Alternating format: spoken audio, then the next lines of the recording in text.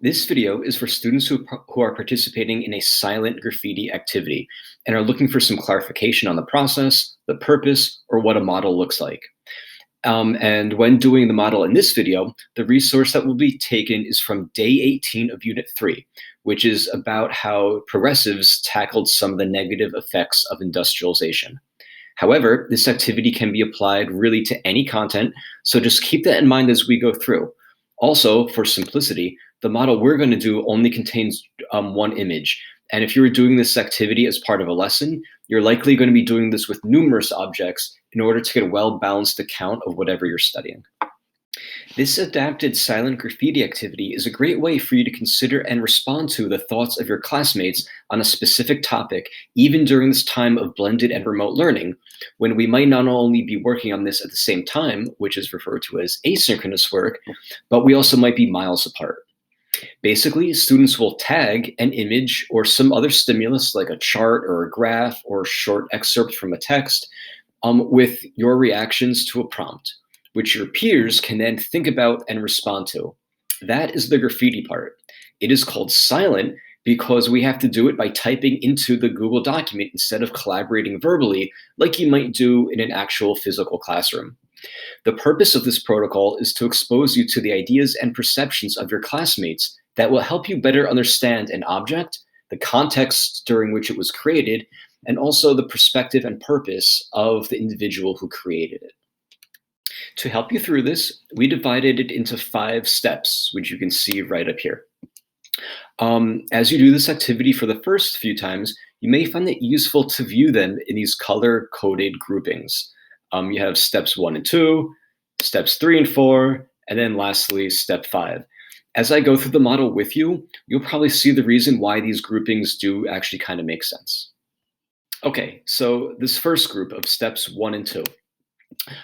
These are very internal, like meaning it's on you. And this is where you're going to analyze the stimuli, which in our example right here is a photograph. And after noting its context and then paying attention to its citation information down here at the bottom, which I can make a little bigger for us. And that's always the first place I start, to be honest. I then think a little bit about the historical context, like, oh, okay, this is from a tenement on Bayard Street in New York City in the 1890s. It's a photograph taken by Jacob Riis. And then once I have that in my head, that's when I will go ahead and I will actually analyze the image itself.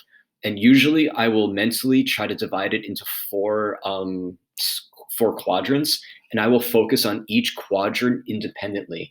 And doing it like that, like looking at one really closely and paying attention to all the details before I move on to the next quadrant, it's a really great strategy I have for making sure that I don't miss any details that might actually affect my understanding of this source. After my analysis is done, I'm going to go back and I'm going to think about these 2 prompts that you can see right here. And in this model, these questions are unique to this image.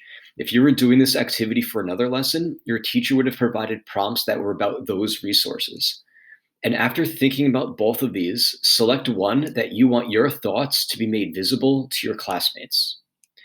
So to post your comment, all you need to do is click on the image, and then you can click on this blue button right here for add comment. Another option is to, again, click the image, go to insert, and here's another option for where you just click on here and you will leave a comment. Now, I'm currently using a laptop, so the exact process for leaving comments may be a little bit different depending on the specific device that you're using. So what I'm going to do is I'm going to go ahead and I'm going to leave, well, first I'm going to look at these prompts again, and I'm going to decide I want my thoughts to be made visible about this one.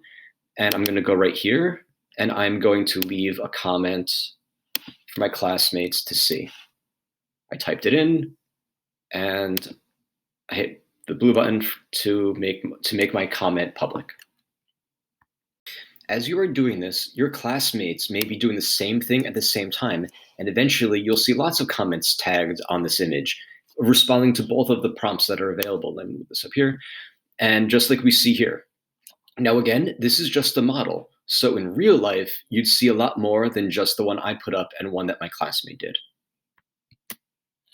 The next step, which is step 3, right here, is for you to read all the responses posted by your classmates, which were about the same 2 prompts that you thought of in step 1. And again, I only have 1 classmate in this model. Some of your classmates may have chosen to respond to the same prompt you did, and others may have chosen the other. That's why it is important for you to read all of them. As you are reading all of these, you can move on to the 4th step, which is to leave your own comments and questions on theirs. So I'm going to read this one, and I'm going to post my comment by clicking on it, and then this little box shows up, and I'm going to post my reaction to her comment right here. And you can see we did give you some sentence starters over here to kind of guide you. And we also said, you can also respond by asking a question. And questions that you might consider asking are like, what did you mean when you said, or what led you to think? Really, the reactions we want you to post in this step are all about showing your initial first thoughts and maybe asking for some clarification. And my classmate also just asked me a follow-up question about my initial comment. After looking at and leaving questions or comments on your classmates' postings, go back and pick one that really stuck out or resonated with you for some reason. And this is the 5th and final step. Maybe it was one that made you think about things differently, or maybe it was one that made you realize something you didn't think about before. For this one, you should leave a more thoughtful comment, one that requires a little more analysis and understanding on your behalf. And you can see the sentence starters here. Other options might include connecting, comparing, or contrasting their comment to another idea or historical concept by saying something like, this comment reminded me of blank. And you're going to see me do that right here. I'm going to respond to the question that my classmate left. I'm going to click on it, and I'm going to leave my step 5 comment. Now that we have successfully gone through this silent graffiti process, you have not only formed your own initial reactions and thoughts regarding these objects, but also read and thoughtfully considered the comments of your peers. Now, with this expanded view, you are ready to tackle whatever the culminating activity that the lesson calls for.